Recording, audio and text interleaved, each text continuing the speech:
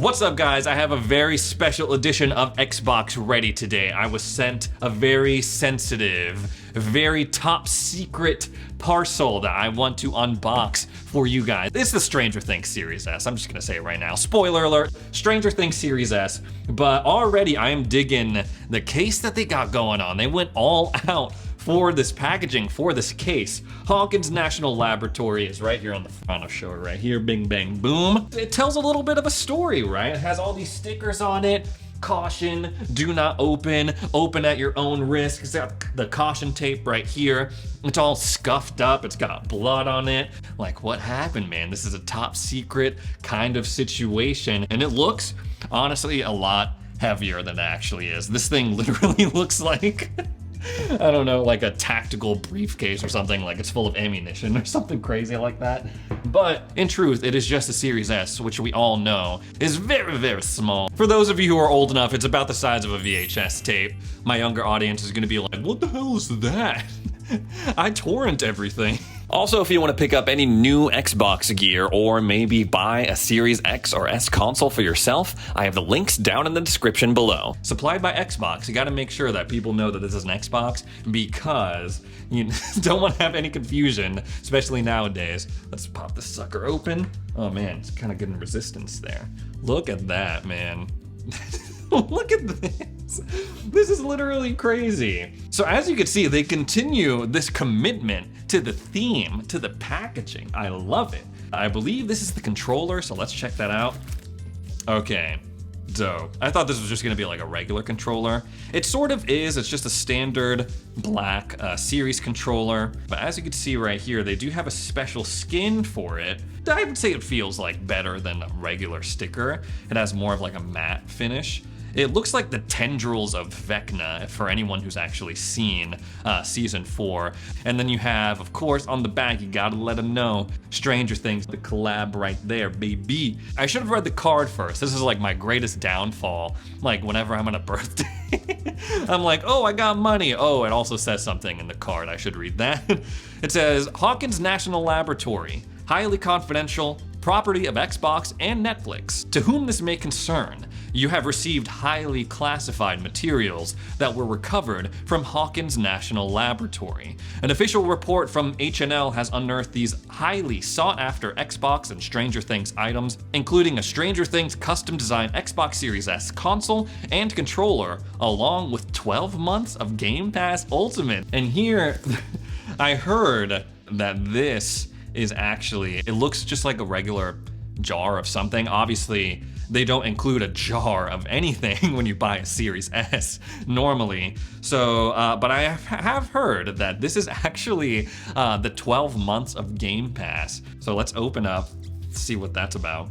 Okay, so I'm pretty sure what has to happen now is that the 12 months code is in here, but they also, it's like, got this goop. It's not that bad. It's kind of like old, like hard jelly. But from my understanding, there is like, there's a code in this goop. Oh, I feel the code. It's coming.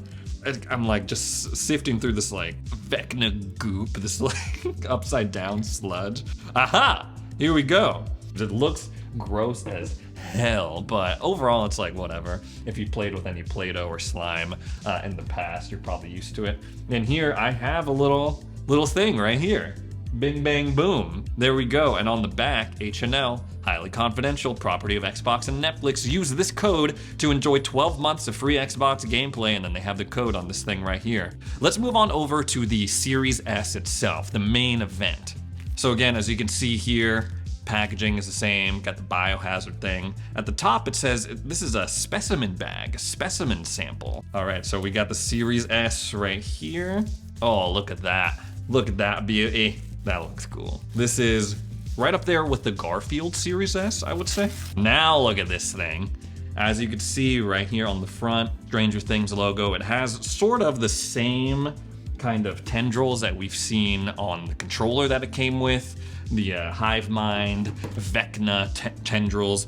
Looking over at the front where the fan situation is right here, You can see there's a little homage to the Hellfire Club in season 4.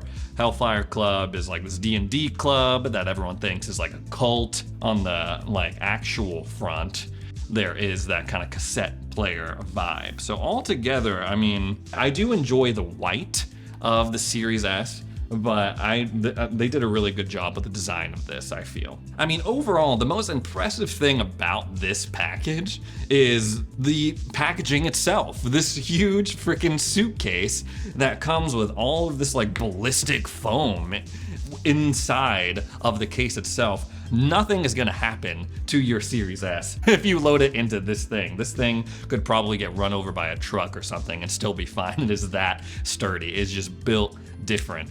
Anyway, thanks again to Microsoft for sending this over. I love doing unboxings on the channel. If you have not checked out Stranger Things on Netflix, season 4 is up and it is good, y'all. It is real good. Well, I'm on a hardware kick right now, so we're gonna take a look at a controller that Forbes calls one of the best gamepads for both Xbox and PC. All right, guys, I might have a new favorite controller. That is right. This is the Ultimate Xbox wired controller by 8-Bit Do. I have to resist every urge in my body to say 8-Bit Do. That's just like my instinct, but they have gone out of their way to correct people in the past. And actually, Ollie Barter over at Forbes wrote up an article about this controller, and he said it was the best gamepad for Xbox and PC. Pretty bold claim, I would say. And I had previously been interested in trying out 8-Bit Do's products. I had never had an 8-Bit Do controller before. I covered one of their previous iterations of this controller a couple months ago. So when I saw Ollie Barter's article, I said, hey, I gotta pick this up. And it was kind of like not that big of a deal because it is super affordable. This is only $45, I believe. With tax, it was a little bit extra, but yeah, why not? Let's try this out and see how it compares to some of the other controllers that I've tried out in the past. So right out the gate, I have to say that the Series controller on its own, great controller, right? Especially in terms of the grip. Ergonomically, this is like immaculate. Like it just fits so perfectly in my hands. They had adjusted it obviously a little bit over the years from the 360 to the Series controller. I'm glad that they ended up settling on this specific design and shape. So as you can see here, compared to the Ultimate Xbox wired controller, they're like the same width, but it's missing a little bit of that Xbox controller curvature that you would see in a standard Series controller. This is not like a huge thing, but as you can see, like my little wrist test, there's a little bit of an angle. I have to have my hands a little bit closer together. But overall, I still think it fits pretty well, even though it doesn't have like that little kind of curvy, cursive feel that the Series controller has. Now, I have been playing nothing but Chivalry 2 Medieval Warfare.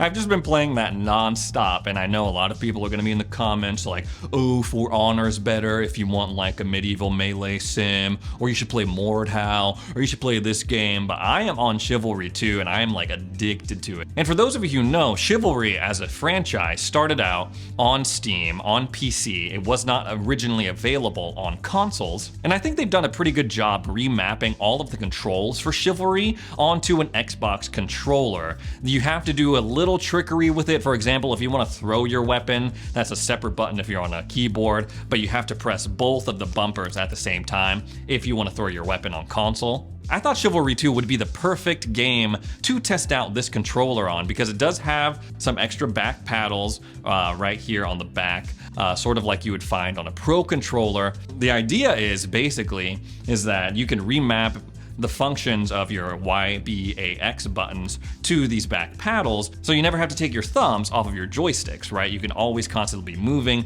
shifting your camera without having to go, oh, I need to press B to do a kick in Chivalry. It's all on the back paddles. Obviously, it's not nearly as much as we see on the Elite Series controller, where you can have up to 4 paddles, where you can literally take all of the buttons from the YBXA and put them on the back.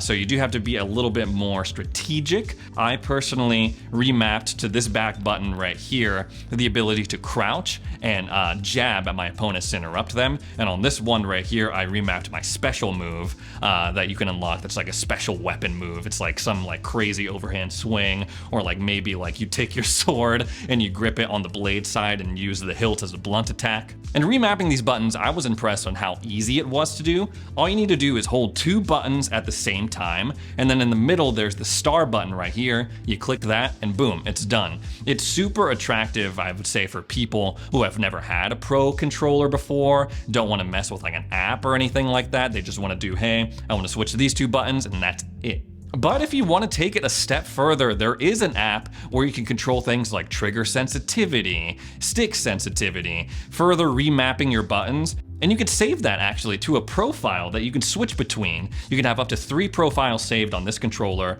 and you can switch them instantly by pressing this little button down here.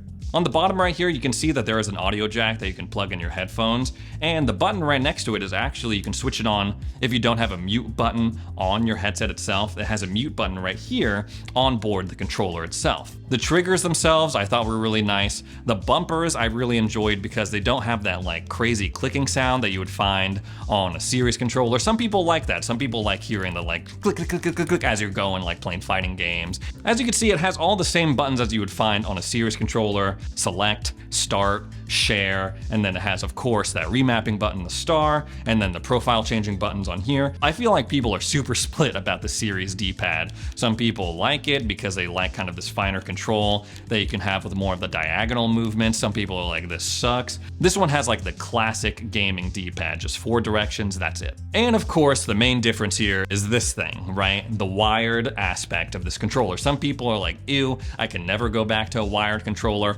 Honestly, I thought it was kind of refreshing, and I game at my desk, so it was perfect. I'm not like far away on a couch playing on my TV or something like that. Obviously, a wired connection straight from the controller to the Xbox cuts down on the latency, and I actually kind of saw that play out in the game. Another thing I liked about the wired aspect is that I never have to worry about batteries. I know that's a small, stupid thing to say, like, duh, you don't need a battery if you have a wire if it's plugged in. But honestly, not having to worry about it is really cool because there have been some times when I'm playing with my wireless controller that I run out of batteries and like a crucial moment, I'm like, oh my god, I have to do like a tactical swap with another battery, throw that in, and then try to get back into the game. And this wire is like pretty dang long. It's like, I'm solid 6 feet, and it's like even more than that. I'd say it's like 7, 8, maybe even 9 feet long. And of course, it plugs right into your PC and works really well with that. I got to try it out on my gaming laptop as well. But obviously where this is gonna fall short is if you were planning on maybe doing any like mobile cloud gaming, because it does not have, I don't think it has Bluetooth connectivity.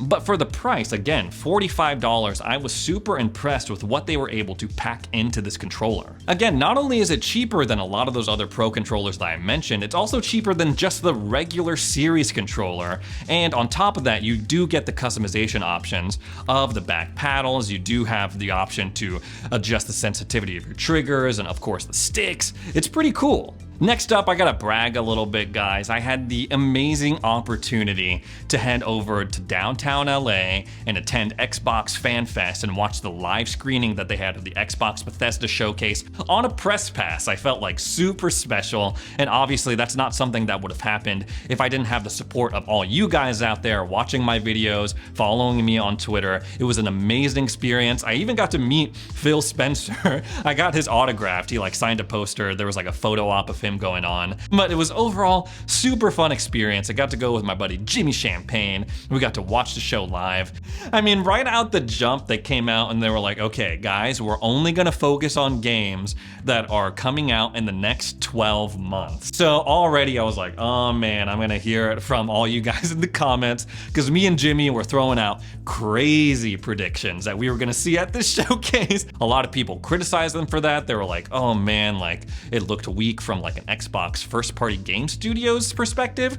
But overall, I did enjoy the presentation. A lot of people were wondering like, okay, how's this showcase gonna go now that Redfall and Starfield are delayed? But I still feel like they did a pretty good job of presenting those games. Jimmy was like so high on Redfall. That is like right up his alley. Creepy vampire game set in a creepy New England town. That's like his MO. And overall, I thought it looked pretty cool too, like multiplayer Dishonored, sign me up. Other standouts for me has got to be High on Life. That was a game that was not even on my radar. And then I saw the showcase and I was like, I think this game is being slept on. It's being made by Squanch Games, which is, I believe, owned by Justin Roiland, who works on Rick and Morty, obviously. Everyone was talking about Forza Motorsport, and that looks amazing, of course. But the friggin' Hot Wheels stuff that's coming to Forza Horizon 5 looks sick. Like, it looked incredible, first of all. It was like ray tracing in real time with like these freaking like huge Hot Wheels tracks. That's enough to bring me back. Hot Wheels doing crazy loop-de-loops around the map. I'm into that. A lot of people are super excited to see that gameplay trailer of A Plague Tale Requiem. It's coming to Game Pass day one. Plague Tale Innocence is on Game Pass already. Great couple of games, and the second one looks even better than the last. And I feel like not a lot of people are talking about this either, but this Game Pass Riot Games partnership that they got going on that gives you access to all the heroes in League of Legends, Valorant, all the agents in there if you're a Game Pass subscriber. I don't know if that means that Valorant's coming to console or if it's just coming to PC Game Pass. I definitely have to look into that, but I thought that was pretty underrated as well. They showed off a little bit of Overwatch 2. I don't know, I'm skeptical about that game. Obviously, it kind of played on some nostalgia for me because I loved the first Overwatch, but I don't know, they're doing some questionable things with like the recomposition, going free to play. I don't really know. It was a pretty cool trailer. They introduced a new hero. Arc 2 coming out, man. I can't wait for the Vin Diesel simulator. Honestly, I was a huge fan of Arc 1. I even played it in the early access days when it was first coming to Xbox consoles. So Arc 2, I'm here for it, man. I was not expecting to see it within the next 12 months like they were saying at the beginning of the showcase, but I'm happy they are. I'm excited to get into it. Obviously, we didn't see the Obsidian game that I really wanted to see, which is Avowed, but they have been busy and they were shown off in the showcase. Grounded, the full experience, is coming out in September, which I'm super looking forward to. I am super pumped for Diablo 4. I love that it's sort of like a mix between Diablo 3 and Diablo 2. It has that darker vibe, not quite as dark as Diablo 2 from what we saw in the gameplay trailer. And then of course they showed off Starfield, the darling of the showcase. Overall, I thought it looked cool. I thought it looked fun. It was pretty disappointing, like we discussed in that previous video, that they showed off the gameplay at 30 FPS. I don't know what's going on with that, especially considering that Starfield was supposed to be a next-gen only title. There's people saying, oh, it looks stupid, and there are people like, oh, that looks awesome. I'm kind of like, this definitely looks fun. It looks like a cool game, but nothing like super revolutionary. So obviously the jury's still out on that, but overall I thought it was super cool that they finally showed us gameplay. It looks fun, like I said, but nothing that made me go like, oh my god, this is the craziest game ever.